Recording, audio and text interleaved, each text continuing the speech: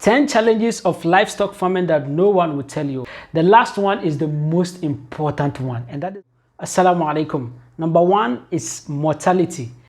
This is what people would not tell you. Everybody will tell you about the advantages of livestock farming, how it will help you, how you can make a fortune out of it and stuff. But nobody will tell you that the animals may die. Yes. Nobody will tell you that. You see, a lot of us, we think that when animals die, it is because they fall sick, it's because they are being attacked by something. Those are also other challenges.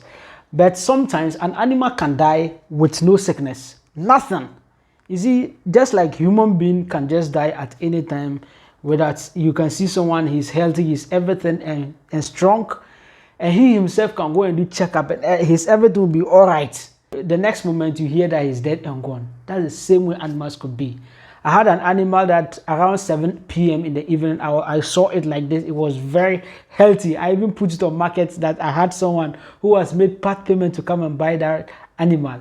Then the next minute, around 9 p.m. going, I had struggles in their room. When I went, this animal was just lying down, struggling, and within some 30 minutes, it was gone.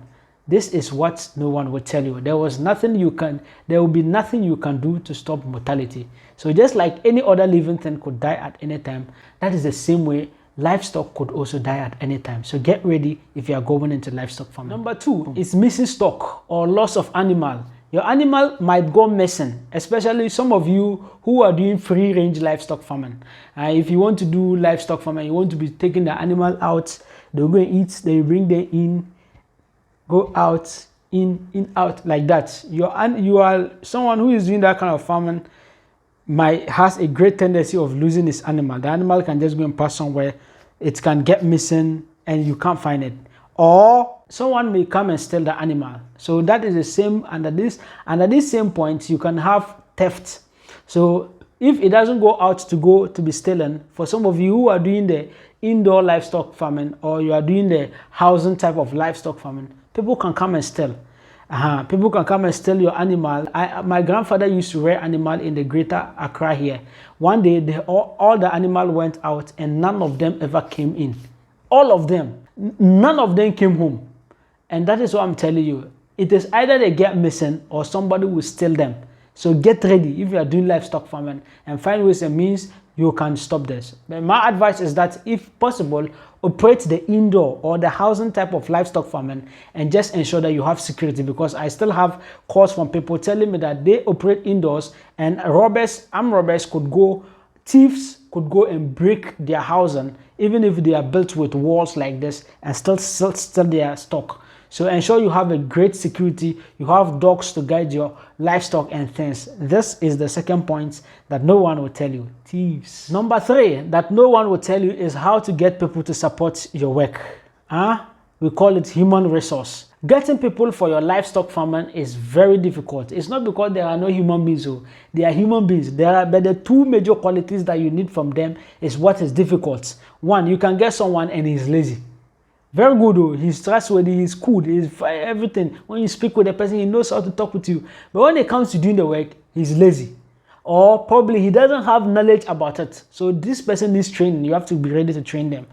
Or number two, or the second major reason is that some of them are not trustworthy. A lot of us, we have seen people like that. You get people and then they will be stealing your animal and be selling they themselves.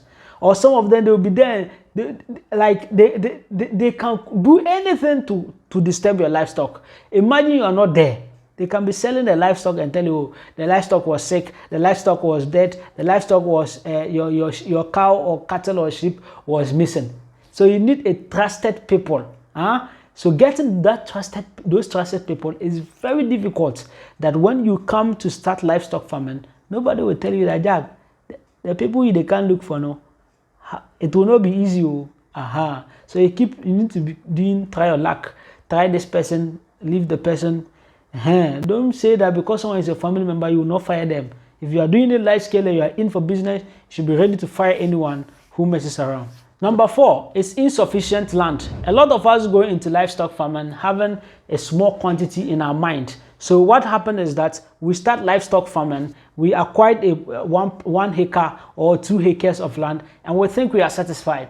But as time goes on or years drop by, and then the animal increase in number, either by you purchasing more or they give birth to increase the number, that is when you know that the 2 acres or the 1 acre you acquired was not enough. Sometimes it is not only about where they sleep, but it's about they being able to walk around and exercise and even feeding. So your land might not be enough. So if the solution to this is that if you want to establish a livestock farm, you need to think ahead. Say 5 years time, say 10 years time, this thing I am doing, if it expands, how am I going to do it? You don't just start it like you want to do it or you don't want to do it. Then you just go and ask someone, oh Jack, can I use your room? Oh Jack, can I use your backyard? If you start like that, you need to start thinking, okay, I want to use this backyard to do testing. So when it progresses, while you are doing your testing, you take that opportunity to start scouting. And the most right place for you to be doing it in the villages. Villages land is cheap. You can buy a huge number and you can expand as the time that you want. And it has its own challenges. But if we are talking about land size, then it is the villages. Some people may also choose to combine, buy huge land and put all their livestock in one. But others may also choose not to do so. When they look at the market, they see that, oh, there's market in the city, but there's space in the villages. So they leave huge of their stock in the villages, and then they hire or buy a small land where they'll be keeping some in the city just for people to come as like a showroom or a show livestock room. You understand? So you need to decide whether you want to combine all at one or you'll be doing separate. You keep some here, you keep some there. This is the 4th point no one will tell you about. Number 5 is overusage of the land. The land you acquire, it could be overused or overgrazed. So let's say you are operating a type of livestock farming that you do grazing. So you have land that you have land that you let your animal graze on it. So if you are going into livestock farming and you are going to do it big, you need to start thinking, okay, how many acres of land can I acquire that can feed my animal throughout the year? So that means that you are not thinking of buying food, or even if you are thinking of buying foods outside, you are just looking at it as a secondary thing or a supporting thing. But if you are going hugely, you are thinking about grazing, you are thinking about planting your own foods, then you need to think about big land that can ensure that there will not be too much usage which may be detrimental to the land.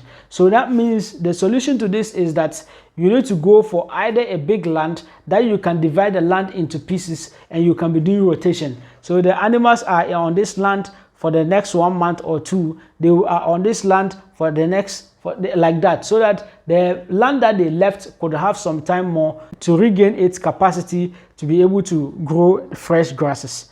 So you need to think like that, so that you don't go and buy a small place that if they go and graze, you can't have another place that they can go and eat again.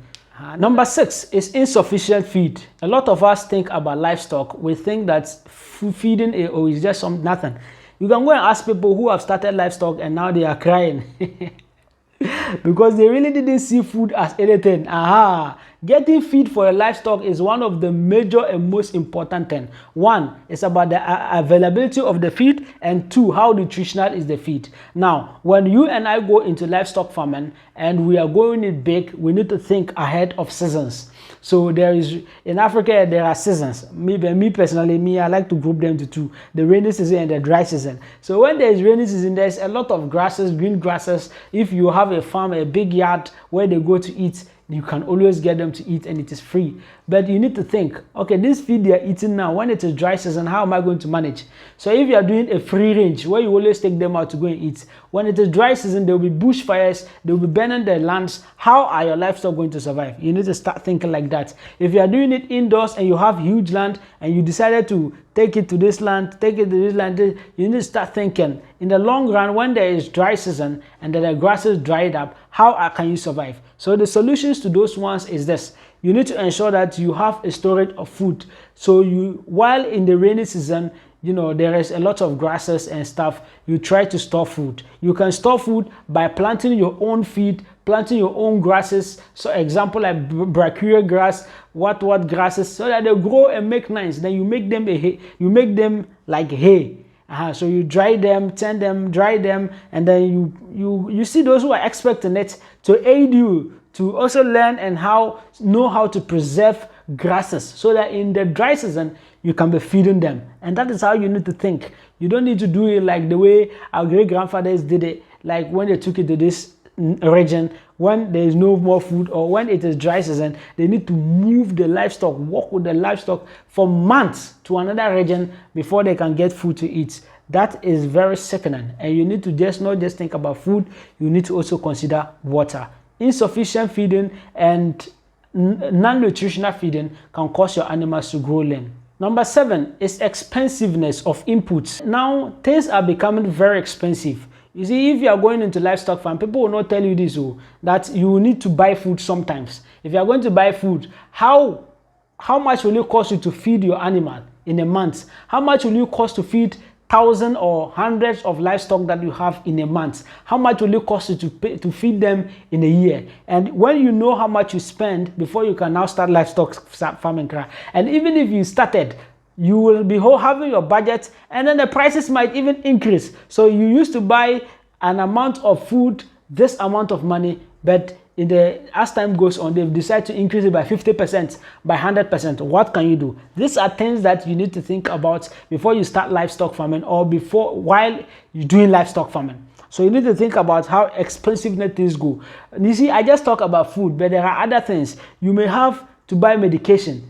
Some of the medication, they started with small monies, you can just afford them, but now their price have increased by 200%, 300%. So the prices of things keep increasing, and that is also a big challenge in livestock farming. We have medications, antibiotics that we used to buy at 30 Ghana cedis, 25 cedis, but now they are running in 70 Ghana cedis, over 100% increase.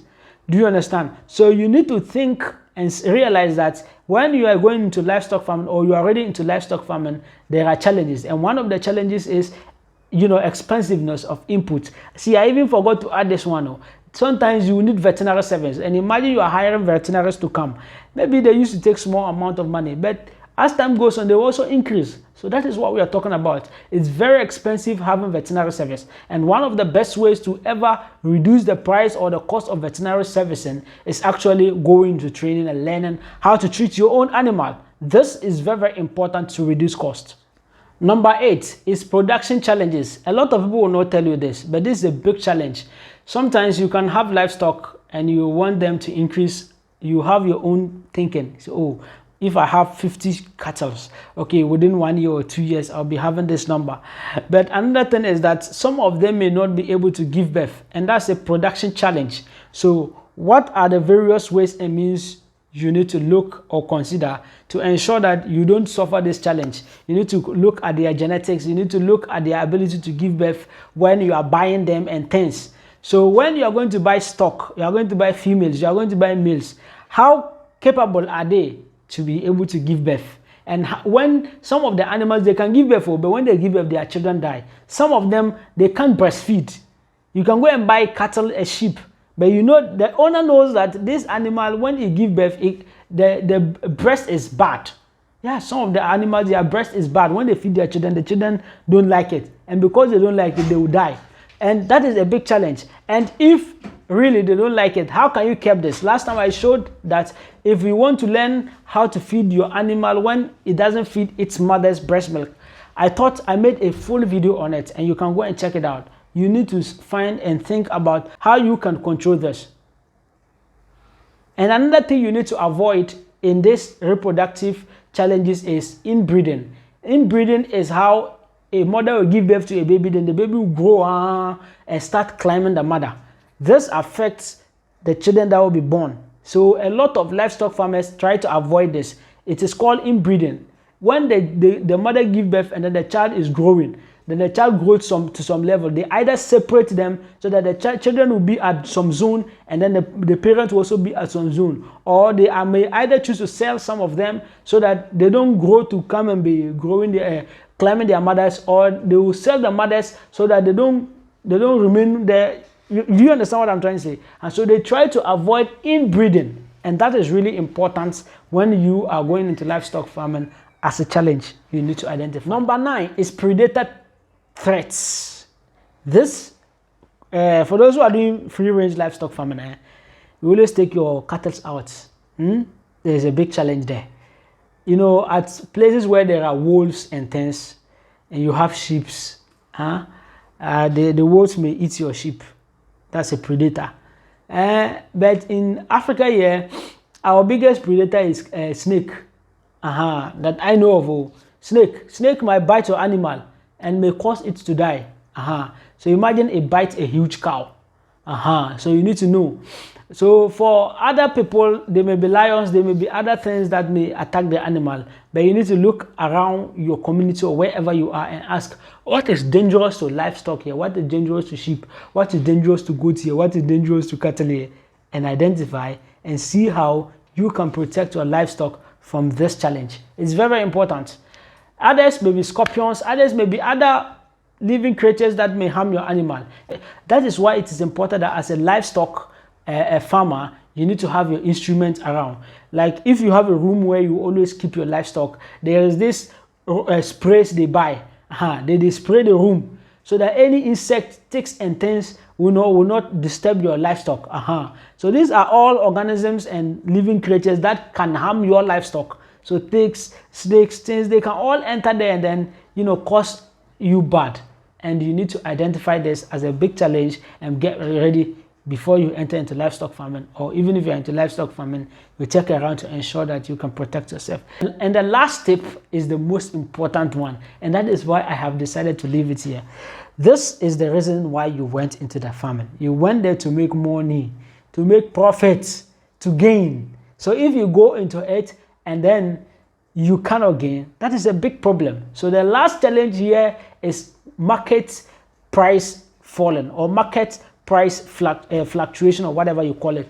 You can buy a cattle for 10,000 Ghana cedis, then you feed it for a year. When it is time for you to go and sell it, then the price of the cattle will fall. This could happen as a result of demand and supply and importations. Every person goes into business with an expectation. So you went into business with an expectation of buying a cattle 3,000 Ghana cedis. Then in a year time, it might have grown and gained muscle. You can sell it for 10,000, but unfortunately, in a year time, you went there and they say it's 4,000. You went there and they say it is 2,000. You went there and they say it is 3,000. This is a big challenge. So every livestock farmer, you need to get ready. One of the things that causes this is importation. In the country you are doing it, maybe that is the price of the cattle you could sell there. But unfortunately, during the season of selling, because there's always a season of selling, during the season of selling, then there will be importing of livestock from other countries and things. That when there is huge supply, what happens to demand? The price of everything will fall, and that may affect you. So if you're a livestock farmer, you need to know this as a challenge which you could face. And you need to also identify, find ways and means you can protect yourself from this. So for we in Ghana, the best times we sell livestock is during Eid al-Adha, the Muslim festival.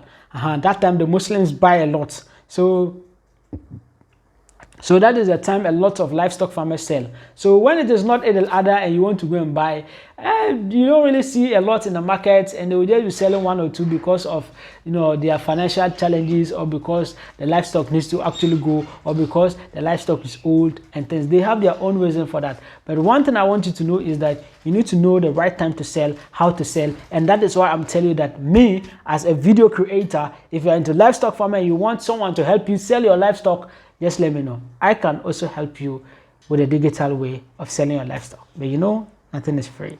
Thank you very much. Kindly know these are the 10 challenges of livestock farming that I provided for you. If this video is really beneficial to you, kindly subscribe to my YouTube channel, The African Farms and Culture. Share this video to people who it may be of help to. I'm very grateful for your time. Leave a comment, leave a like, leave a share. Assalamu alaikum wa rahmatullahi wa barakatuh.